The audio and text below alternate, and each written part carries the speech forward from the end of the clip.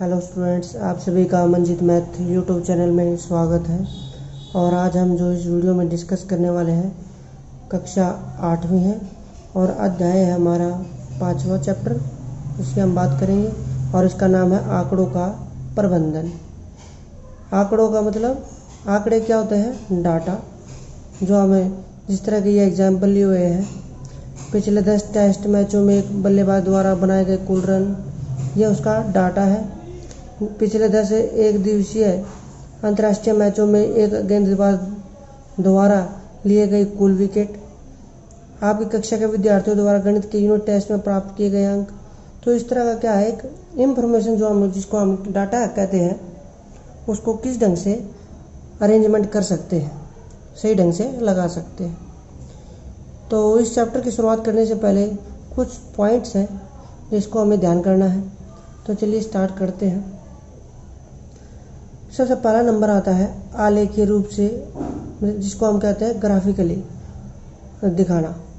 तो पहला नंबर है हमारा एक चित्रालेख, जिसको क्या कहते हैं? पिक्टोग्राफ। संकेतों का प्रयोग करते हुए आंकड़ों का निरूपण करते हैं। जैसे ये यहाँ पर कार दिखाई गई है और इन कार के माध्यम से यह हमें समझाने की कोशिश कर रहा है कि किस महीने में किस तरह कार का उत्पादन किया गया है, इस क्वेश्चन के हिसाब से। दूसरे नंबर पे आता है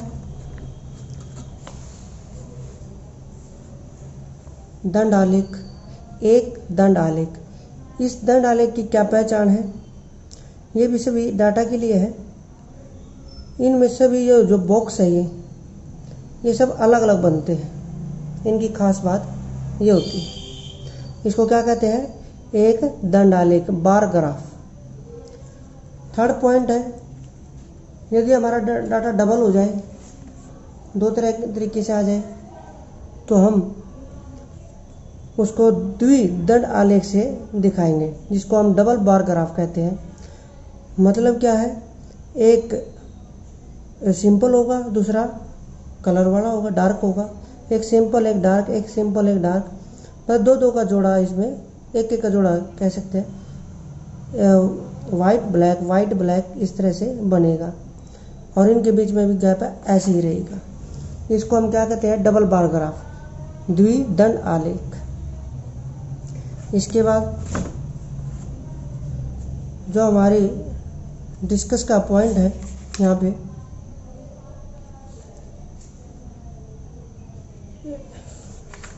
तो चलो देख लेते हैं इसकी एक्सरसाइज।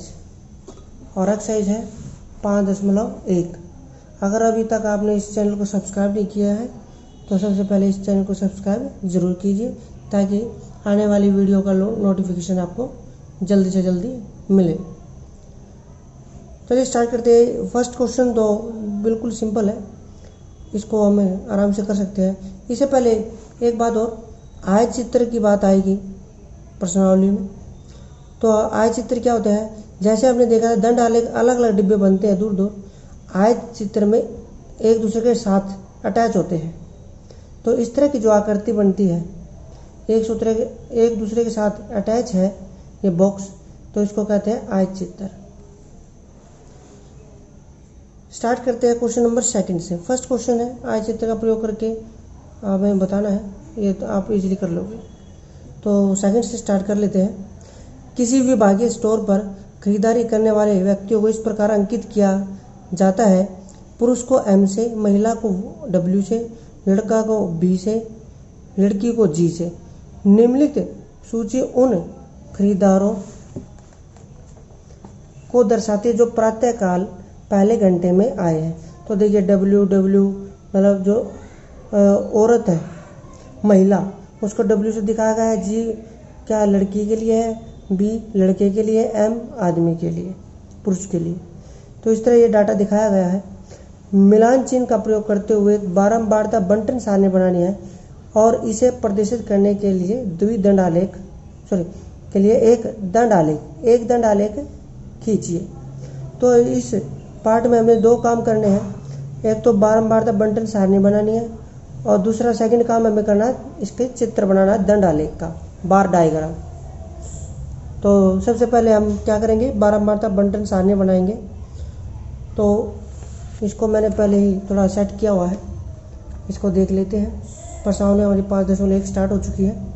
क्वेश्चन सेकंड से, खरीदने वाले, मिलांचने और संख्या, ये हमारे पॉइंट होंगे। खरीदने वाले कौन कौन से हैं, W में से महिला, M पुरुष, B लड़का और G लड़कियां गर्ल्स। मिलांचने इस तरह के होते हैं। देखिए जब हम W गिनते हैं यहाँ पे तो हमारी संख्या आती है 28 और मिलांचन हमें यूज करने हैं। तो मिलांचन का कैसे यूज करना है ये भी ध्यान करना है सभी को। जैसे हम 4 डंडे सीधे लगाते हैं, 5वां जो डंडा आएगा उसको क्रॉस करेगा तो एक 5 का सेट हो जाता है।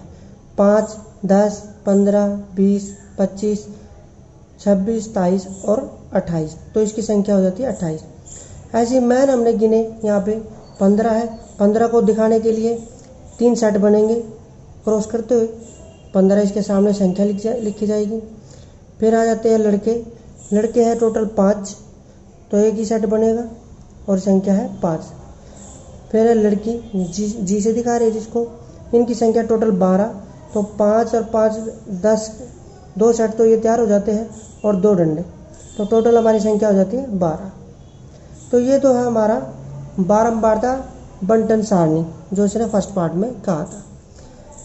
सेकंड पार्ट में इसने कहा है जो आधे क्वेश्चन तो यहाँ तक हो जाता है। उसके बाद सेकंड पिछले पार्ट में कहा है दंड आलेख बनाना, मतलब इसकी आकृति बनाना। अब यहाँ देखते हैं हम, जो ये फर्स्ट कॉलम होता है इसको हमेशा नीचे वाली लाइन में लेना है। यहाँ पे देखिए मैंने लगाया हुआ है WMBG, ये फर्स्ट कॉलम है, नीचे आता है हमेशा, चाहे किसी भी टाइप का हो, नंबर वाला हो या बगैर नंबर के हो, नाम वाला भी नीचे आएगा। और ये पॉइंट क्या है इसका, खरीदने वाले हैं तो हमने लिख दिया खरीदार, इसका ये मेन पॉइंट आएगा यहाँ पे। और एक साइड में पॉइंट आएगा, जो ये संख्या दिखा रहे हैं हम, ये संख्या किसकी है, खरीदारों की है, तो हमने यहाँ एक पॉइंट बना दिया खरीदारों की संख्या, मतलब ऐसे चलते जाएंगे। और यहाँ पे ये ध्यान करना है बनाने से पहले, हमारी सबसे छोटी संख्या 5 है, सबसे बड़ी संख्या का ध्यान करना है 28 है। तो 28 है, हमें ऐसा नंबर इंटरवल पे चलना है कि हमारा जो नंबर 28 उसमें आ जाए या उसकी रेंज में आ जाए। इस तरह हम, जैसे मैंने यहाँ पे दिखाया है, 5 का गैप लेके चल रहे हैं हम, 0 से 5, 10, 15, 20, 25, 30। हमें तो क्या मैक्सिमम नंबर हमारा कितना है 28, तो 30 से कम ही रहेगा 28, तो हम 5 का टेबल या पहाड़ा ले लिया। आप 4 का भी ले सकते हैं। 4 में आपको 32 तक जाना पड़ेगा, 8 डंडे लगाने पड़ेंगे। 4 से 28, 7 डंडे आपके काम कर जाएंगे, 7 कट, और ये बराबर दूरी पे लगे होने चाहिए, इसके ध्यान रखना है। और बढ़ते क्रम में इसको इंक्रीजिंग ऑर्डर में लगाना है, ये नहीं कि 10 को पहले लिख दिया 5 को बाद में, नंबर वाइज 0 से 5 पे 10, ये बराबर दूरी पर कट करना है लाइन को। अब देखिए जो W है, W के लिए निशान कितना है 28 संख्या है, तो हम इस बॉक्स को 28 तक ले जाएंगे, 30 से थोड़ा सा नीचे। फिर पुरुष का 15 नंबर है, ठीक 15 के सामने तक डिब्बा ले जाएंगे। फिर क्या है इसके बाद लड़के का जो निशान है वो 5 तक है संख्या। लड़की का संख्या आई थी 12, ये दिखाई दे रही है, और इसको 12 नंबर तक हमें बना लेंगे। तो इस तरह से हमारा ये दंड आलेख तैयार हो जाएगा। अब देखते हैं इसका थर्ड क्वेश्चन। किसी फैक्ट्री के 30 श्रमिकों की साप्ताहिक मजदूरी रुपए में दिखाई गई है। किसी की मजदूरी 830 है, किसी की 835 है, किसी को मिलती है 890, किसी को 810। इस तरह से ये दिखाया गया है। तो मिलान चिन्ह का प्रयोग करते हुए अंतराल 800 से 810, 810 से 820, मतलब 10-10 का अंतर बना के हमें ये सारणी बनानी है। तो सबसे छोटा नंबर हमारा 800 से शुरू हो जाता है। यहाँ पे देखिए स्टार्टिंग 800 से होगी। सबसे बड़ा नंबर देखते हैं कौन सा है, 890।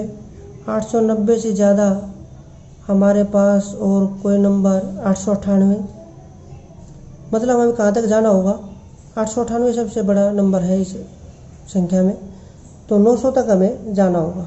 तो देखिए इसको कैसे बना दिखाया गया है। ये थर्ड क्वेश्चन है। अंतराल 800 से स्टार्ट करने के लिए कहा था, 800 से 810, 810 से 820। देखिए जिस पे हमारे वर्ग अंतराल खत्म होगा, अगला वर्ग अंतराल उसी पे शुरू होगा।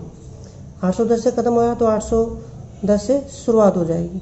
820, 820 से 830, 830 से 840, इस तरह से चलते चलते हम 900 तक पहुंच जाएंगे। अब क्या कहा इसने कि ये 800 से 810 तक हमें नंबर देखने कितने आए हुए हैं। तो एक सिंपली देख लेते हैं। और ये ध्यान रखना है, 800 से 810 में जब हम चलेंगे तो 810 काउंट नहीं करेंगे, 809 तक हम काउंट करेंगे, क्योंकि इधर वाला नंबर इस रेंज में नहीं आता। 800 आता है लेकिन 810 नहीं आएगा। तो देख लेते फर्स्ट पार्ट कैसे करना है। तो हम यहाँ पे देख रहे हैं 800 से 810 के बीच में संख्याएं 804, 808 और 806। देखिए 3 नंबर है, 1, 2, 3, 800 से 810 के बीच में।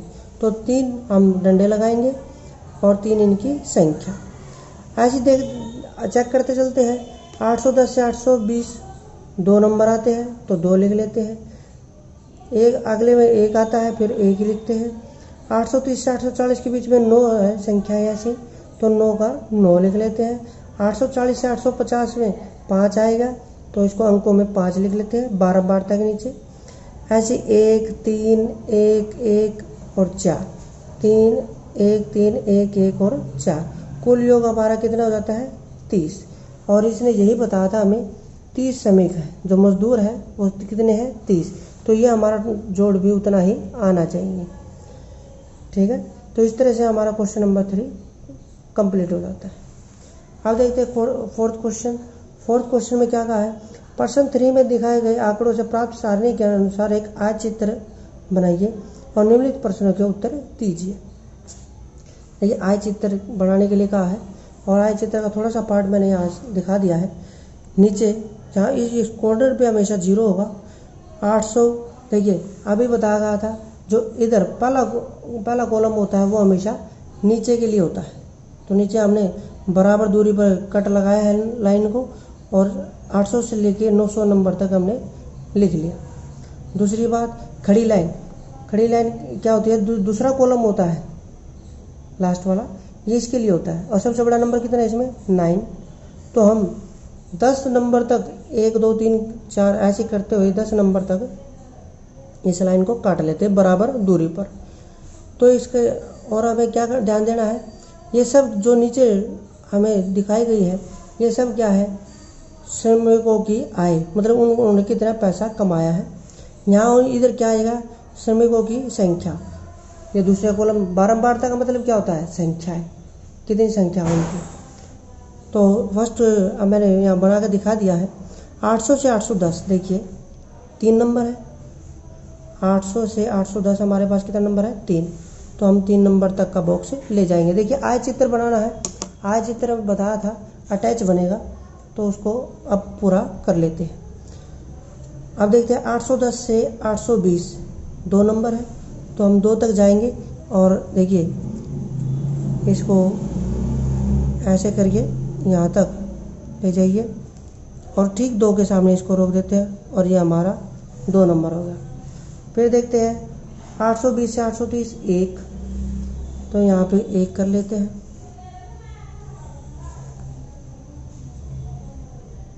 इस तरह मिलाते चलेंगे। फिर हमारे पास है 9, 5, 1, तो इसको 9 तक ले जाते हैं।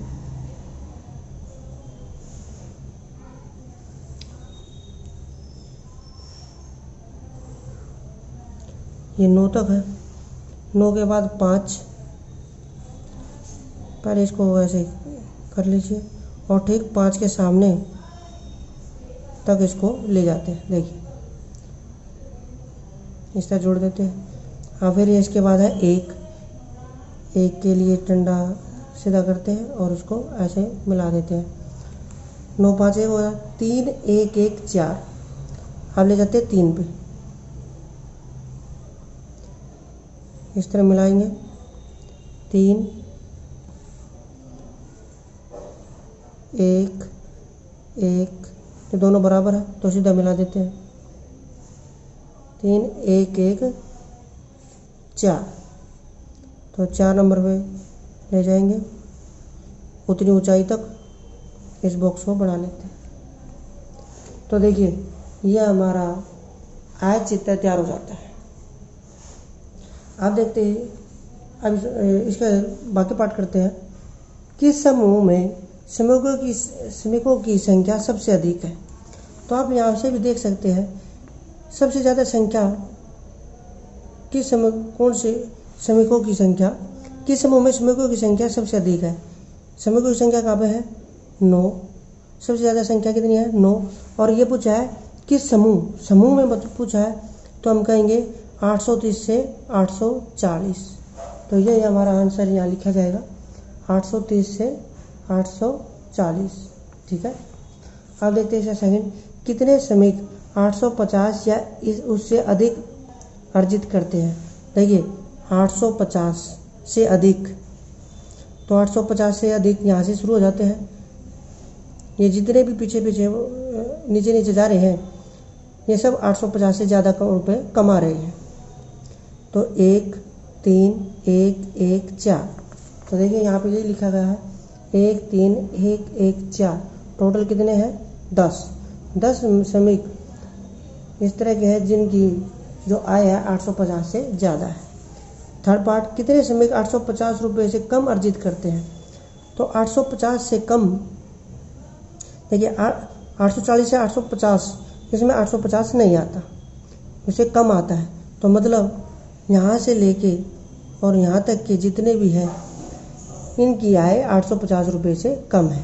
3 2 1 9 और 5, देखिए 5 और 1 6, 15 और 5 20, तो इस तरह से 20 श्रमिक जिनकी आय 850 रुपये से कम है।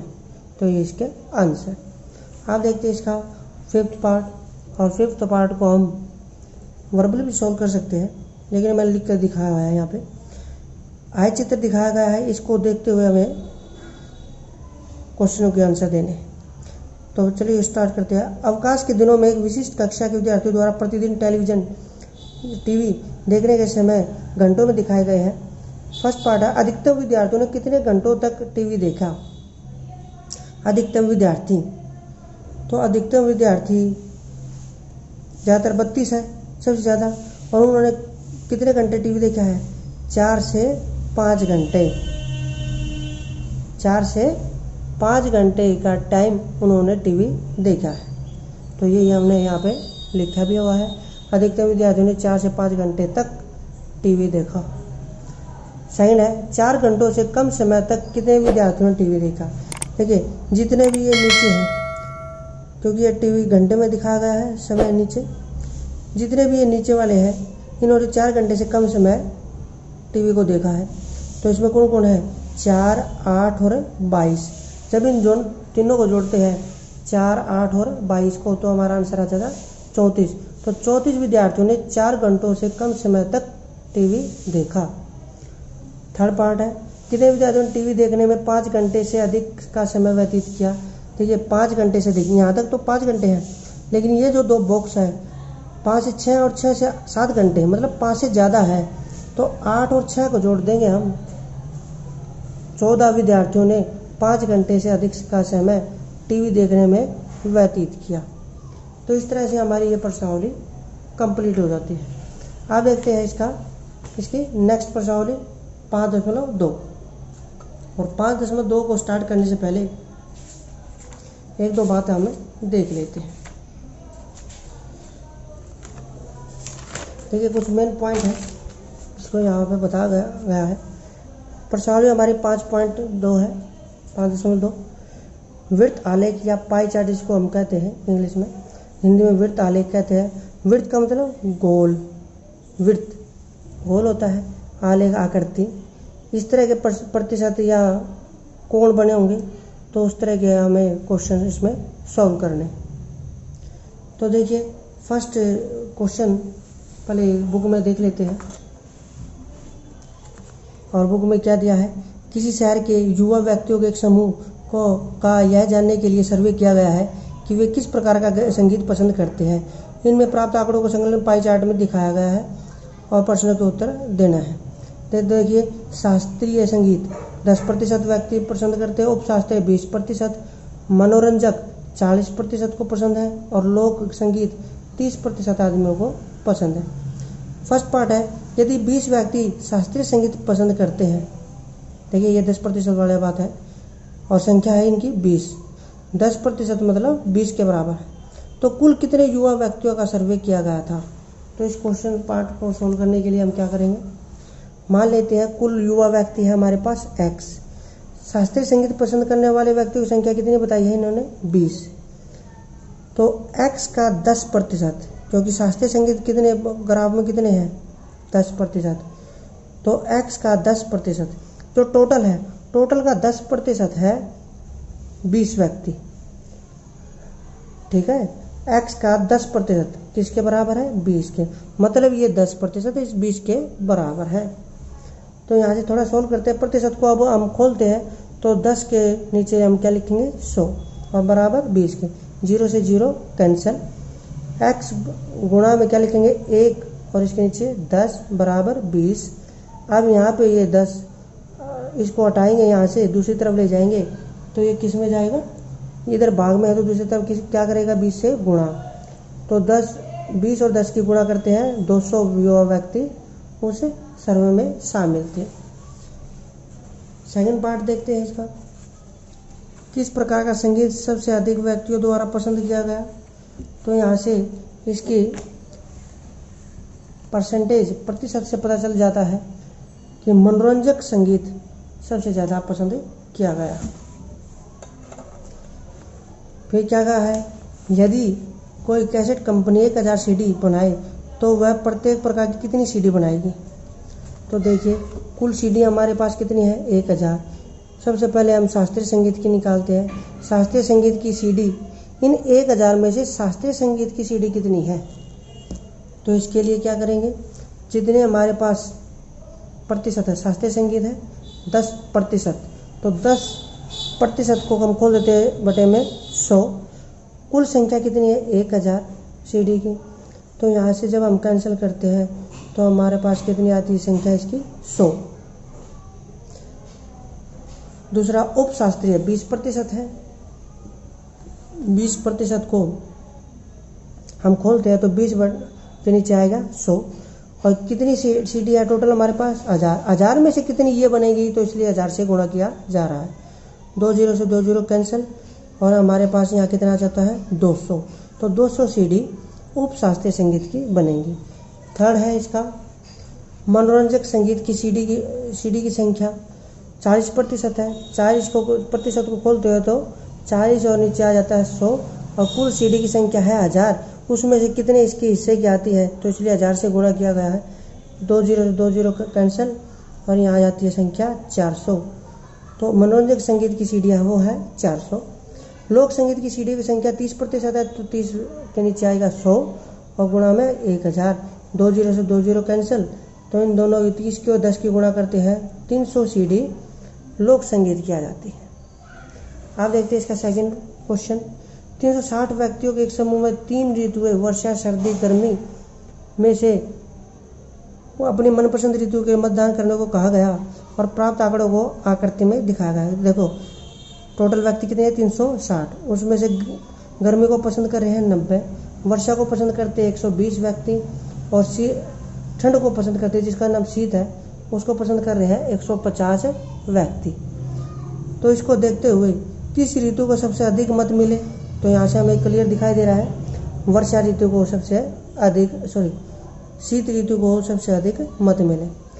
प्रत्येक सेकंड पार्ट है, प्रत्येक त्रिज्या खंड का केंद्रीय कोण निकालिए। केंद्रीय कोण जैसे पाई चार्ट में जिक्र होता है केंद्रीय कोण का, केंद्रीय कोण निकालने का तरीका देखिए।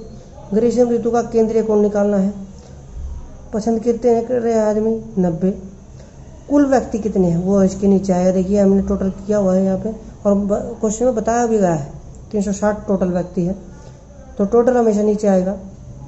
तो इनको जब हम कैंसिल करते हैं, और कितना कोण, केंद्रीय कोण की बात हो रही है, तो टोटल जो गोल कोण होता है, या ऐसे कीजिए ये लाइन है, अगर हम यहाँ कोण बनाते हैं तो ये पूरा राउंड का गोल कितने डिग्री का होता है, एंगल 360 डिग्री का होता है। इसमें से कितना हिस्सा इस ग्रीष्म के पास आता है, तो इसको करते हैं कैंसिल, यहाँ से 90 डिग्री इसका कोण बन जाता है। वर्षा ऋतु का केंद्रीय कोण 120 थी, वर्षा पसंद करने वाले कितने व्यक्तियों में से ये 360, तो उसका नीचे आ जाता है। और 360 डिग्री, क्योंकि कोण कितना पता करना है, तो 360 डिग्री से गुणा करेंगे। 360 से 360 कैंसिल, 120 डिग्री। फिर शीत ऋतु का केंद्रीय कोण पता करने के लिए 150 व्यक्ति से पसंद करते हैं, कितने में से, 360 में से, तो 150 जितने पसंद करते हैं 360 टोटल नीचे आ जाती है संख्या। और कुल जो कोण है, पूरा गोल कोण है 360 डिग्री का होता है, तो इसको करते हैं हल 150 डिग्री। तो इस तरह से हमारे पास तीनों कोण आ जाते हैं, 90 डिग्री, 120 डिग्री, 150 डिग्री। अब देखिए इसका पाई चार्ट बनाने के लिए कहा गया है। पाई चार्ट बनाने के लिए हमने एक वृत्त एक बना लिया है, और यहाँ से एक अपनी तरफ से एक लाइन लगा ली है, सेंटर से परिधि तक, सरकमफ्रेंस तक। तो इसका हम अब ये कोण बनाएंगे, पहले 90 का बना लेते हैं। तो हम अपना डी यूज कर लेते हैं, डी यहाँ पॉइंट रखते हैं, तो 90 हमारा इस लाइन पे आ जाता है, और यह 90 हो जाता है। इसको हम कहेंगे 90 डिग्री। और ये कोण किसका पार्ट है, ग्रीष्म ऋतु।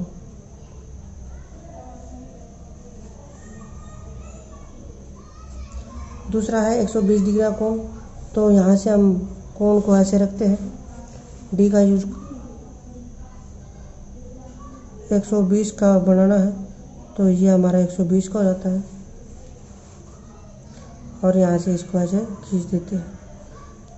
ये जो लाइन आई है, ये कोण आया है 120 डिग्री का, और ये किसके लिए है, वर्षा ऋतु, वर्षा ऋतु।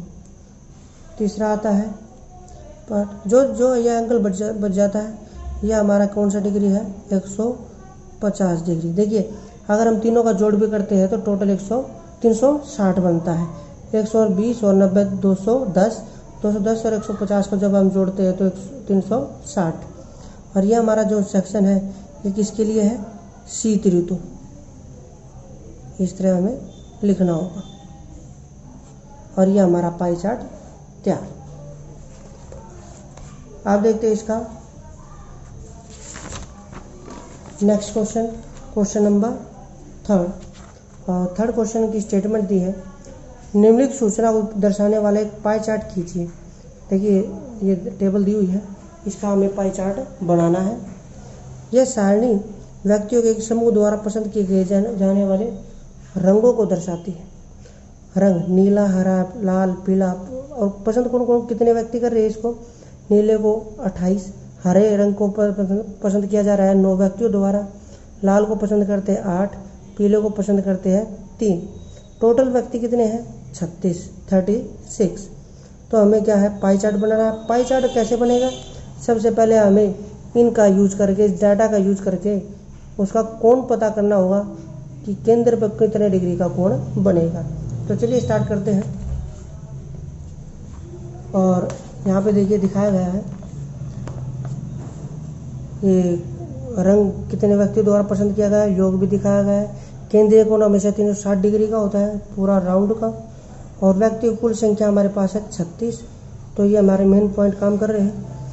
अब इस तरह से हमने सेक्शन बना दिया, रंग, व्यक्तियों की संख्या, संपूर्ण का भाग, केंद्रीय कोण। रंग हमारे नीला, हरा, लाल, पीला है सीक्वेंस में।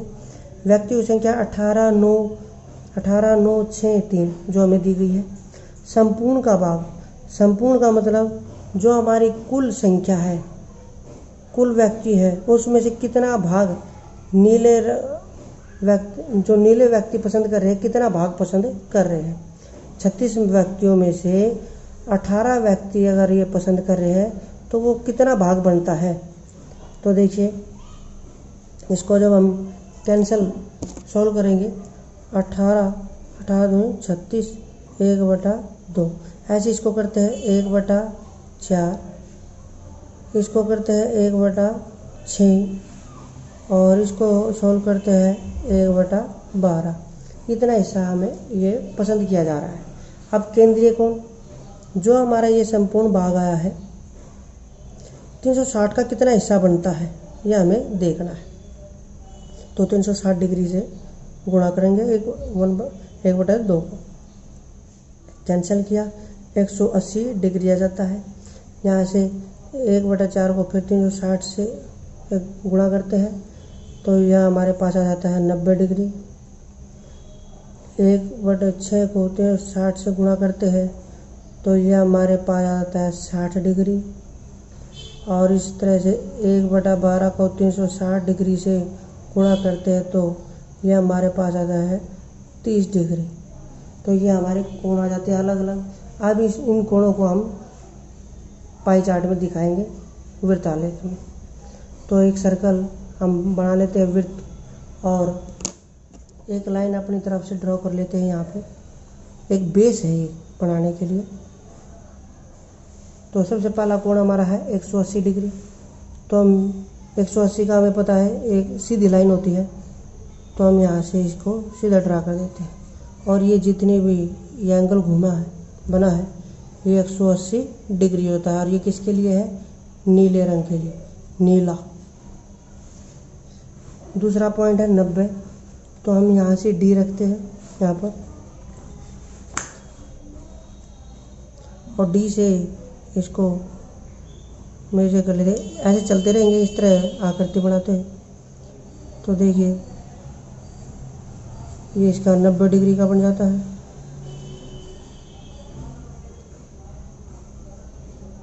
और 90 डिग्री जो बनता है ये किस रंग के लिए है? हरा। तीसरा नंबर है 60 डिग्री का। अब इस यहाँ पे सेंटर का बना के इसको और यहाँ पे 60 डिग्री हम कर लेते हैं। ये लाइन है 60 की, तो इसको बढ़ा देते हैं। यह हमारा 60 डिग्री है और 60 डिग्री का जो रंग है वो है लाल। बाकी बच गया ये जो हमारा एंगल है वो है 30 डिग्री और इसका रंग है पीला। तो इस तरह से हम अपना पाई चार्ट वृत्त आलेख बनाएंगे। अब देखते हैं इसका क्वेश्चन नंबर 4 और 4th क्वेश्चन में क्या कहा गया है वो देखते हैं। संकलन पाई चार्ट एक विद्यार्थी द्वारा किसी परीक्षा में हिंदी, अंग्रेजी, गणित, सामाजिक विज्ञान में प्राप्त किए गए अंकों को दर्शाता है। देखिए यहाँ पे दिखा रहा है, लेकिन यहाँ पे जो पाई चार्ट है वो डिग्री में है, इसका हमें ध्यान रखना है। उस विद्यार्थी द्वारा प्राप्त किए कुल अंक 540 थे। तो निम्नलिखित प्रश्नों के उत्तर दीजिए। यहाँ पे देखिए डिग्री में बात कर रहा है और यहाँ पे अंकों में बात कर रहा है। किस विषय में उस विद्यार्थी ने 105 अंक प्राप्त किए? सबसे पहले क्या है, हम उसके हर सेक्शन के कितने कितने नंबर उसने हर सब्जेक्ट में, सभी सब्जेक्ट में कितने कितने नंबर आए हैं ये पता कर लेते हैं, ताकि इन क्वेश्चनों का आंसर देने में हमें आसानी हो जाए। तो देखिए कुल अंक, ये चित्र भी बना गया है वृत्तालेख। कुल अंक है टोटल प्राप्त किए 540। अब 540 में से गणित में कितने नंबर आए हैं, अंग्रेजी में कितने, हिंदी में, विज्ञान में और सामाजिक अध्ययन में कितने नंबर आए हैं वो हम अपनी कैलकुलेशन से निकालेंगे। देखिए जैसे अभी पिछले क्वेश्चन में किया था वैसे ही करेंगे। विषय पॉइंट बना लेते हैं, केंद्रीय कोण, संपूर्ण का भाग और प्राप्त अंक, कितने अंक प्राप्त होंगे। विषय हमारे 5 है, गणित, सामाजिक अध्ययन, विज्ञान, हिंदी और अंग्रेजी। केंद्रीय कोण जो ये दिखाए गए हैं यहाँ पे 90, फिर सामाजिक अध्ययन 65, 80, 70, 55, इस तरह की सीक्वेंस हमने बना ली है। पहले संपूर्ण का भाग, टोटल जो कोण हमारा होता है वो 360 डिग्री का होता है। 360 में से 90 डिग्री का अगर बनता है तो कितना हिस्सा है 90 का? तो जब इसको हम कैंसिल करते हैं 360 का 90 कौन सा हिस्सा है, तो ये हमारे पास आ जाता है 1/4। ऐसे 65 के नीचे 360 लिख लेते हैं। और जब इसको हल करते हैं 5 के पहाड़े पे हम कैंसिल कर देते हैं। ये हो जाता है 5 13 72। और अब इसको अगर हम करते हैं 13 तो 13 और इसके नीचे आ जाता है 72। ऐसे ही अगला पार्ट 80 और 80, क्योंकि ये सारे कोण के पार्ट है 80 डिग्री, इसलिए इसको 360 डिग्री से डिवाइड किया जा रहा है। हाँ, 0 से 0 कैंसिल।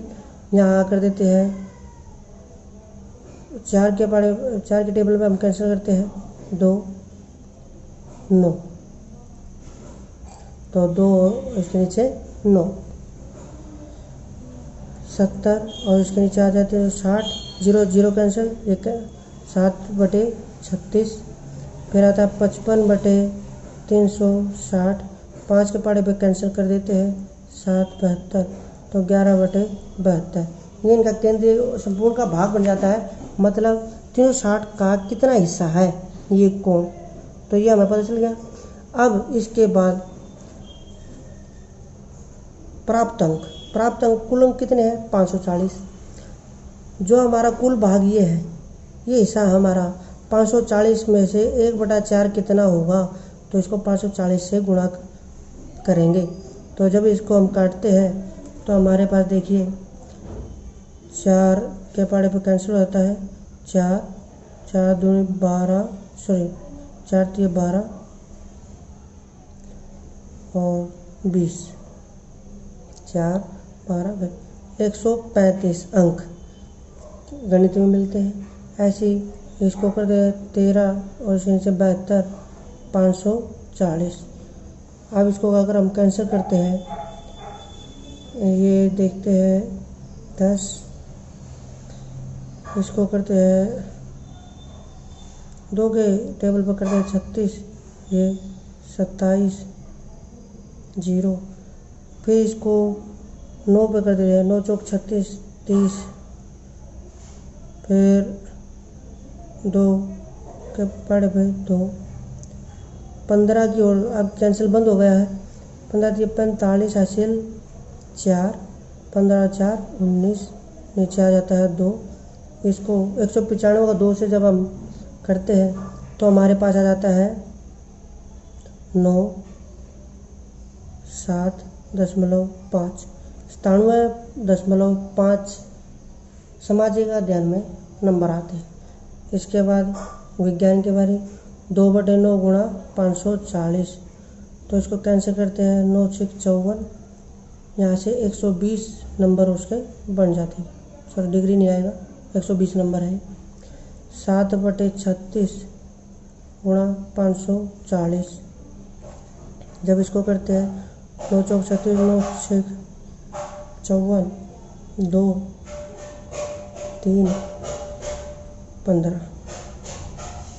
15 और 7 की गुणा करते हैं 105 नंबर आ जाते हैं। फिर इससे अगला 11, इसके नीचे 72 540। हाँ, जब इसको काटते हम तो यहाँ से जो काटने के बाद आता है 12 6 72, 6 पे पहाड़े पे काट देते हैं 12 6 में 54 0। फिर इसको कर देते हैं हम 2 के पहाड़े पे 6 45, फिर 3 के पहाड़े पे 2 15। तो यहाँ से अब कैंसिल होना बंद हो जाता है। यहाँ आता है 5 6 165, 2 से भाग करते हैं 8 2 दूनी 4.5 82.5। तो ये हमारे अंग्रेजी में नंबर आ जाते हैं। अब इसके जो क्वेश्चन है बारी बारी से आंसर दिया जाएगा। किस विषय में उस विद्यार्थी ने 105 अंक प्राप्त किए, तो देखिए 105 अंक किस विषय में आए हैं, हिंदी में। तो हिंदी में 105 अंक प्राप्त किए, यह फर्स्ट पार्ट का आंसर। सेकंड, उस विद्यार्थी ने गणित में हिंदी से कितने अधिक अंक प्राप्त किए। देखिए गणित में कितने अंक प्राप्त किए हैं 135, हिंदी में अंक प्राप्त किए हैं 105। तो ये पूछा गया है गणित में हिंदी से कितने ज़्यादा अंक प्राप्त किए। तो 135 में से 105 माइनस कर देते हैं, सॉरी 30 अंक ज़्यादा प्राप्त किए। इसके बाद थर्ड पार्ट, जांच कीजिए कि क्या सामाजिक विज्ञान और गणित में प्राप्त किए गए अंकों का योग विज्ञान और हिंदी में प्राप्त किए गए अंकों के योग से अधिक है। और हिंट में दिया केवल केंद्रीय कोणों पर ध्यान दीजिए। केंद्रीय कोण, देखिए केंद्रीय कोण का अगर हम जोड़ करते हैं किस किस का, सामाजिक विज्ञान में 90 डिग्री का है, गणित में 65 का है, दोनों का जोड़ करते 155 बन जाता है। ऐसे दूसरा विज्ञान और हिंदी का जोड़ 80 और 70 का जोड़ करता है 150 बनता है।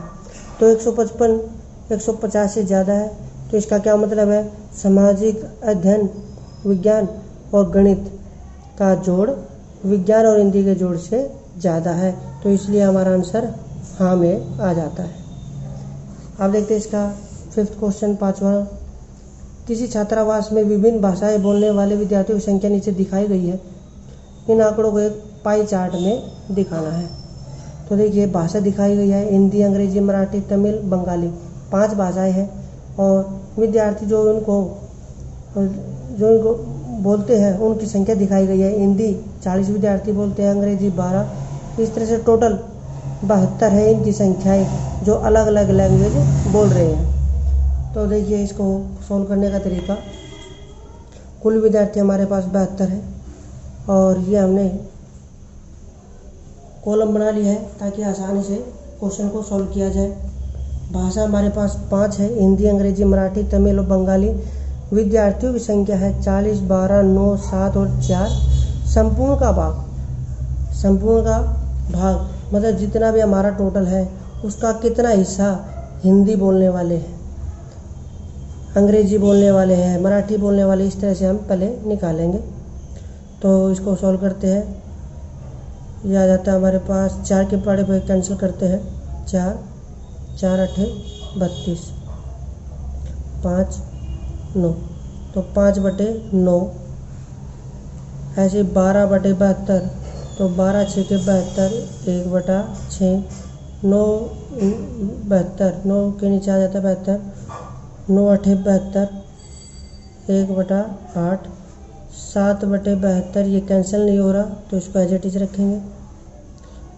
4/72, 4 से कैंसिल कर देते हैं, 4 8 32, तो 1/18। अब केंद्रीय कोण हमेशा हमें पता है 360 डिग्री का होता है। इस 5/9 के हिस्से में कितना केंद्रीय कोण होता है, 360 में से कितने केंद्रीय कोण 5/9 के हिस्से में आता है, तो इन दोनों के आपस में गुणा करते हैं। 9 चौके 36, 200 डिग्री। फिर 1/6 की 360 से गुणा करते हैं डिग्री से, तो 60 डिग्री। इसके बाद 1/8 और 360 डिग्री को जब करते हैं 8 चौके 32 और 8 पंजे 45, सॉरी 8 पंजे 40, तो 45 डिग्री आ जाता है। 7/72, 360, इसको जब कैंसिल करते हैं तो 5 पे कैंसिल होता है, 5 और 7 की गुणा 35 डिग्री और 1/18 गुणा 360 डिग्री, तो इसको जब कैंसिल करते हैं 18 पे तो 20 डिग्री आ जाता है।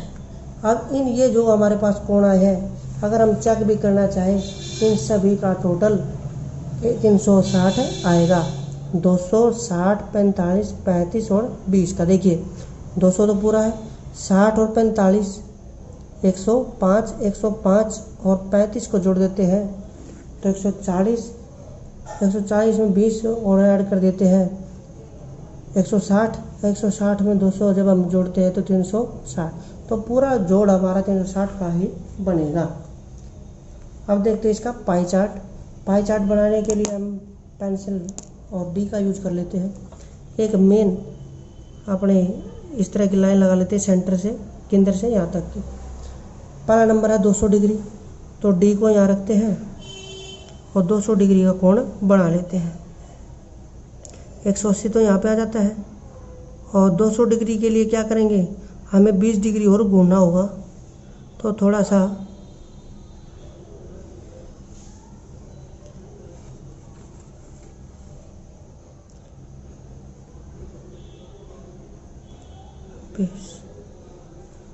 तो ये हमारा 200 डिग्री का एंगल बन जाता है।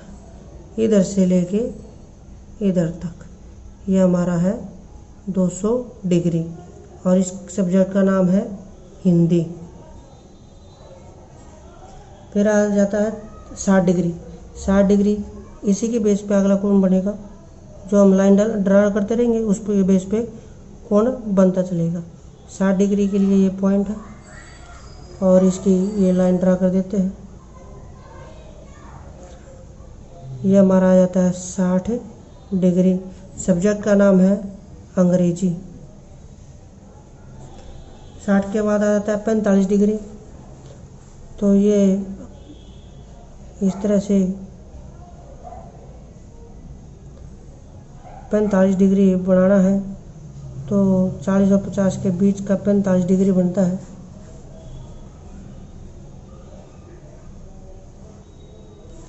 ये हमारे पास कोण आ जाता है 45 डिग्री और सब्जेक्ट का नाम है मराठी। इस 45 के बाद 35 डिग्री। जो लाइन हम बढ़ाते चलेंगे उसी के बेस पर अगले कोण बनेगा। 35 डिग्री है तो हमारे यहाँ आकृति अपने आप धीरे धीरे कंप्लीट होती चलेगी। ये 35 डिग्री है। सब्जेक्ट का नाम है तमिल। इसके बाद जो हमारा ये एंगल बचता है ये 20 डिग्री है और 20 डिग्री का नाम जिसने बताया गया है इसमें बंगाली। इसको थोड़ा सा बाहर लिख लेते हैं और ये हमारा पाई चार्ट तैयार हो जाता है।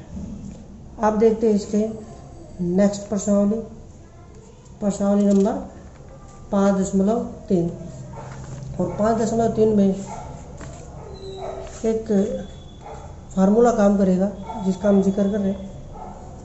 शब्द है प्रायिकता, संभावना जिसको हम कहते हैं। प्रायिकता का एक फार्मूला काम करेगा, अनुकूल परिणामों की संख्या और इसके नीचे कुल परिणामों की संख्या। अनुकूल परिणाम क्या होते हैं, जो हमें क्वेश्चन में पूछे जाते हैं, जिसका हमें जवाब देना होता है, उसके हिसाब से वो संख्या ऊपर आएगी। कुल परिणाम हमारे नीचे आएंगे।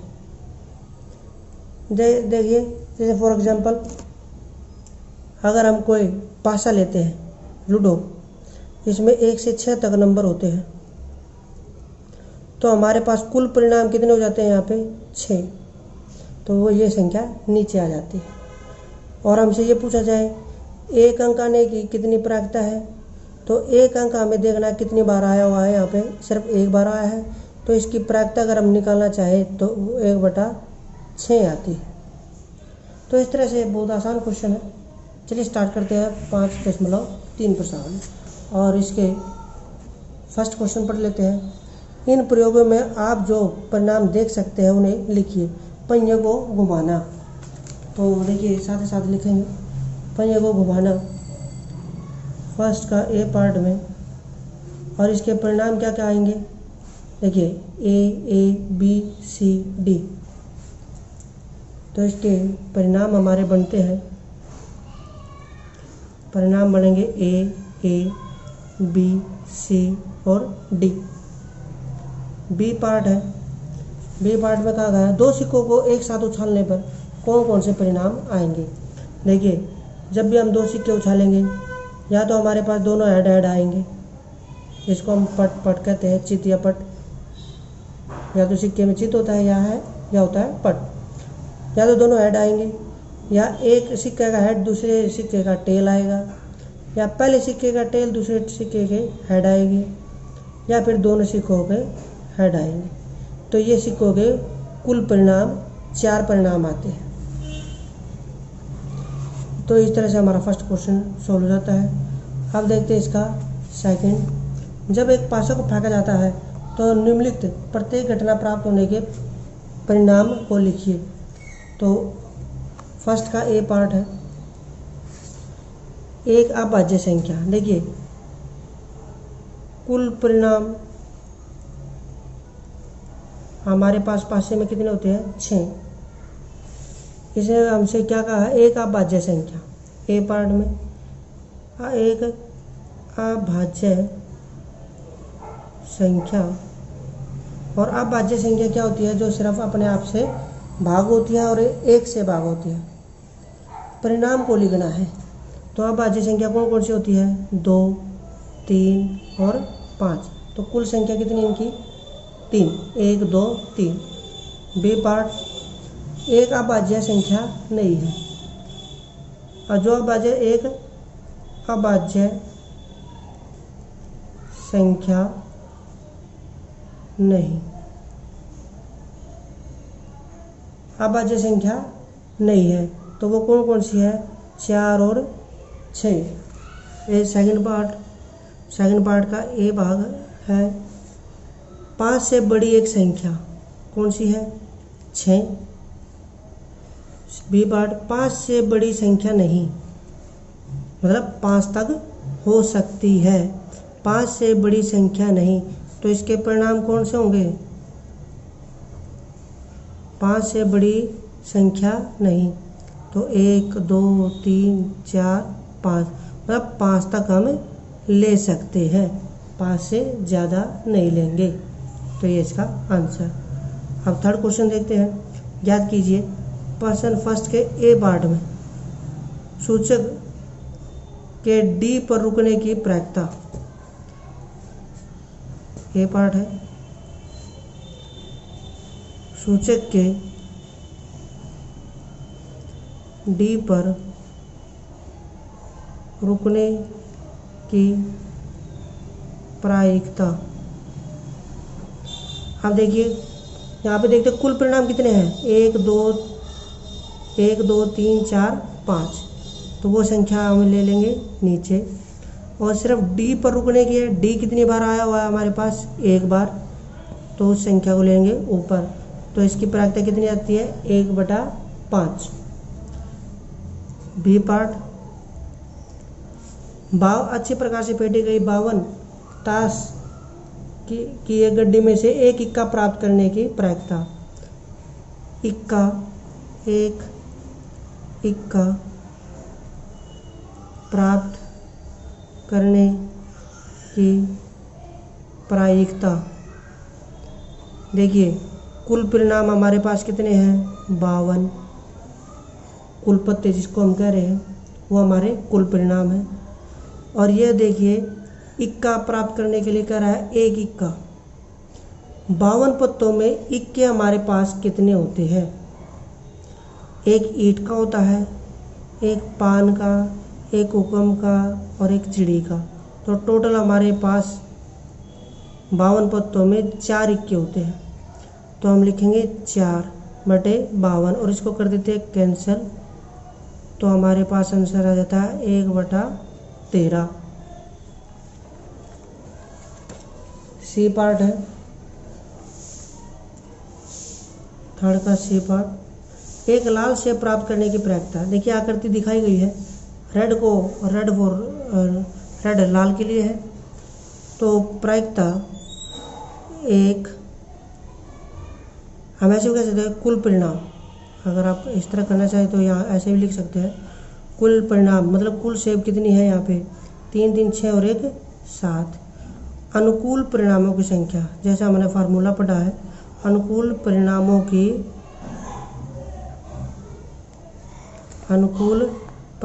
की संख्या। तो ये देखिए यहाँ पर रेड सेब कितनी है? रेड एप्पल लाल रंग की 1, 2, 3, 4, जिस पे R लिखा हुआ हमारी रेड है, तो 4 ऐसी हैं। तो ये हमारे किस में आएगा? कुल परिणामों की संख्या। या फिर ये भी कह सकते हैं लाल रंग के सेबों की संख्या, या लाल रंग के सेबों की संख्या, इस तरह भी आप बना सकते हैं। दोनों में से दोनों कोई सा भी लाइन का हम यूज कर सकते हैं। अब निकालते हैं इसकी प्रायिकता। प्रायिकता क्या होगा? कुल परिणाम हमारे पास 7 और लाल रंग की सेब हमारे पास कितनी है? 4। तो हमारा आंसर आ जाता है 4/7। अब देखते हैं इसका क्वेश्चन नंबर 4। फोर्थ क्वेश्चन में है 10 पृथक पर्चियों पर 1 से 10 तक गिनती संख्या लिखी गई है। एक पर्ची पर एक संख्या दूसरी बक्से में रखकर अच्छे प्रकार से मिला दिया गया है। बक्से के अंदर से बिना देखे एक पर्ची निकाली जाती है। प्रायिकता निकालनी है। देखिए, सबसे पहले तो हम निकाल लेते हैं कुल पर्ची या कुल परिणाम। कुल परिणाम की ये या कुल पर्ची दोनों एक ही बात है, 10 है। फर्स्ट पार्ट, संख्या 6 प्राप्त करना। अनुकूल परिणाम, अनुकूल परिणाम। संख्या 6 कहाँ है? तो संख्या 6 कितनी बार आएगी?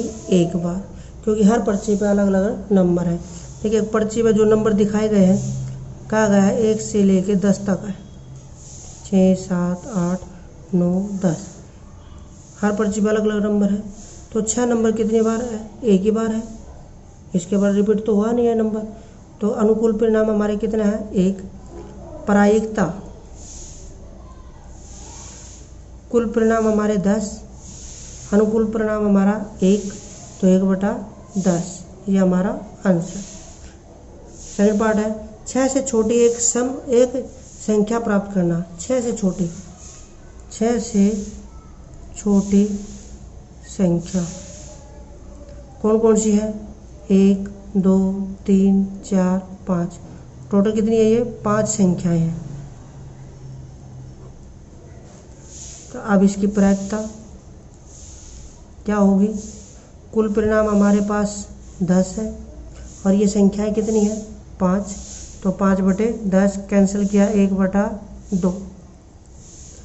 तीसरा, 6 से बड़ी एक संख्या प्राप्त करना। 6 से बड़ी एक संख्या, तो 6 से बड़ी संख्या पहले देख लेते हैं। 7 आती है, 8, 9, 10। कुल कितनी संख्या है? ये 4 संख्या है। कितनी संख्या है? 4। तो अब इन की प्रायिकता क्या होगी? बहुत ही सिंपल। टोटल संख्या कितनी है? ये हमारे पास 10 और 6 से बड़ी संख्या, इनमें से किसी एक को भी आने के लिए प्रायिकता बनानी पड़ेगी। तो टोटल संख्या हमारे पास है 4। इसको कैंसिल किया तो 2/5 ये हमारा आंसर आ जाता है इसका। अब इसका फोर्थ पार्ट, और फोर्थ पार्ट में दिखाया गया है एक अंक की एक संख्या प्राप्त करना। एक अंक की एक अंक की संख्या। एक अंक वाली कितनी संख्या है हमारे पास? 1 से लेकर 10 तक के बीच में। तो 1, 2, 3, 4, 5, 6, 7, 8, 9 सब एक एक अंक की संख्या है। तो टोटल संख्या कितनी है हमारे पास? 9 संख्याएं हैं। तो अब इसकी प्रायिकता क्या होगी? कुल परिणाम हमारे पास 10 है। टोटल 10 संख्या शुरू से ही दी गई है, वो हमारे पास नीचे आएगी। और एक अंक की संख्या टोटल हमारे पास कितनी है? 10 में से 9, जिनके पास एक एक अंक है सिर्फ। तो 9/10 ये हमारा इसका आंसर। अब देखते हैं क्वेश्चन नंबर 5, 5वां नंबर है। यदि आपके पास 5 हरे त्रिज्याखंड, हरे रंग के बताए हैं 3 त्रिज्याखंड, नीले रंग के बताए हैं 1 और लाल रंग का भी बताया है 1 त्रिज्याखंड। लाल त्रिज्याखंड वाला एक घूमने वाला पहिया है। देखिए, 3 हरे रंग के त्रिज्याखंड, एक नीला त्रिज्याखंड और लाल रंग का त्रिज्याखंड घूमने वाला पहिया है। तो एक त्रिज्याखंड प्राप्त करने की प्रायिकता क्या है? एक त्रिज्याखंड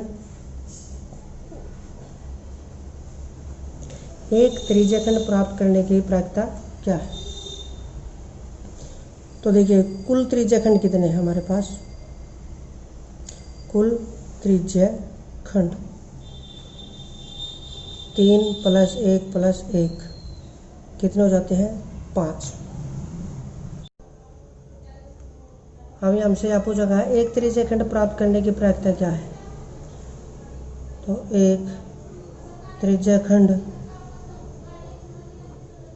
प्राप्त करने की प्रायिकता सिर्फ एक का है। कुल त्रिज्याखंड हमारे पास 5 और किसी एक को प्राप्त करना है तो 1/5। तो ये हमारा आंसर हो जाएगा इस पार्ट का। ऐसा त्रिज्याखंड प्राप्त करने की प्रायिकता क्या है जो नीला न हो। नीला त्रिज्याखंड न होने की संख्या। देखिए टोटल तो 5 है, नीले के रंग के त्रिज्याखंड कितने बताए हैं 1, तो इस 5 में से 1 कम कर देते हैं 4। अब इसकी प्रायिकता हम निकालेंगे। प्रायिकता कुल परिणाम हमारे पास 5 और नीला त्रिज्याखंड न होने की प्रायिकता की संख्या कितनी बताई थी हमें 4, तो 4/5। तो इस तरह से हमारा 5वां क्वेश्चन सॉल्व हो जाता है। अब देखते हैं लास्ट 6 नंबर का क्वेश्चन। प्रश्न 2 में दी गई घटनाओं की प्रायिकता ज्ञात कीजिए। प्रश्न 2 में इसके पार्ट है अलग अलग। एक अभाज्य संख्या, एक अभाज्य संख्या की प्रायिकता कुल हमारे पास पासे की बात है। कुल परिणाम हमारे पास है 6 और एक अभाज्य संख्या की प्रायिकता। अभाज्य संख्या कितनी है 1 से 6 के बीच में 1 2 3, टोटल 3 संख्या है। तो हम यहाँ पे लिखेंगे 3 और इसको कर देते कैंसिल, तो हमारा उत्तर आता है 1/2। बी पार्ट एक अभाज्य संख्या नहीं है। अभाज्य संख्या नहीं है वो गिनती कर लेते हैं। तो देखिए यहाँ पे थोड़ा सा मिस्टेक हो गई थी, यहाँ 1 आएगा क्योंकि 1 ना तो भाज्य है ना ही अभाज्य। तो ये भी कुल संख्या कितनी है 3 संख्या है।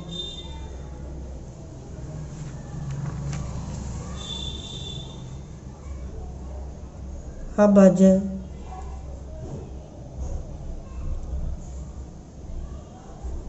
अनुकूल परिणाम इस तरह से आसानी से करेंगे 3 है। और अब इसकी प्रायिकता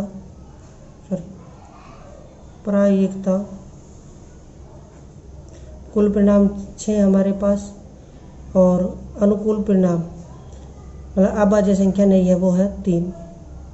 तो 1/6 को जब कैंसिल करते हैं 1/2। अब इसका सेकंड पार्ट, और सेकंड पार्ट में 2 पार्ट है। फर्स्ट की प्रायिकता क्या बनेगी, कुल संख्या हमारे पास 6 है। 5 से बड़ी एक संख्या, 5 से बड़ी एक संख्या कितनी है सिर्फ 6 है। देखिए 5 से बड़ी संख्या कितनी है सिर्फ 6 नंबर है, मतलब एक संख्या है ये और रिपीट तो हो नहीं रही यहाँ पे। तो ऐसी एक ही संख्या है जो 5 से बड़ी है, तो वो लिखी जाएगी ऊपर 1/6। अब इसका बी पार्ट की प्रायिकता निकालते हैं। कुल परिणाम हमारे पास 6 और 5 से बड़ी संख्या नहीं है, मतलब 5 नंबर तक हम जा सकते हैं। तो टोटल 1 से 5 तक हमारे पास संख्या कितनी बन जाती है 5 संख्याएं। कितनी संख्या आ जाती है 5 संख्याएं। तो जो हमारे अनुकूल परिणाम हमारे पास आ जाते हैं 5। कुल परिणाम नीचे लिखते हैं 5/6 और इस तरह से ये चैप्टर कंप्लीट सोल्व हो जाता है। उम्मीद है आपको ये चैप्टर समझ में आ गया होगा। अगर कोई आपका सजेशन है, कोई प्रॉब्लम है तो उसको कमेंट बॉक्स में लिखिए, उसको ज़रूर सॉल्व किया जाएगा। अगर आपको ये वीडियो पसंद आई है तो इसको लाइक कीजिए, सब्सक्राइब कीजिए और अपने फ्रेंड्स में शेयर भी कीजिए। आने वाली वीडियो को देखते रहिए। तब तक के लिए धन्यवाद। Thank you.